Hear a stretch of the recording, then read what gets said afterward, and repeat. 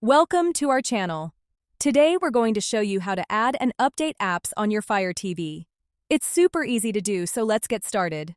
First, grab your Fire TV remote and turn on your Fire TV. Once you're at the home screen, navigate to the Apps section using the directional buttons on your remote.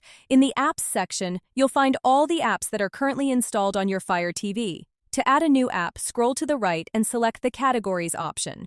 Here, you can browse through various app categories like movies and TV, games, music, and more. Select the category that interests you and browse through the available apps. When you find an app you want to download, simply select it and then click on the Get or Download button. The app will start downloading and will be added to your home screen once the download is complete. Now, let's talk about updating apps on your Fire TV. Keeping your apps updated is important for security and performance reasons. To update an app, go back to the home screen and navigate to the Apps section again.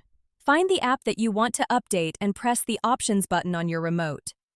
A menu will pop up with various options. Select Check for Updates, and if there's an update available, you'll be prompted to download and install it. That's it. You now know how to add new apps and update existing apps on your Fire TV. It's a simple process that can enhance your Fire TV experience. Don't forget to like this video and subscribe to our channel.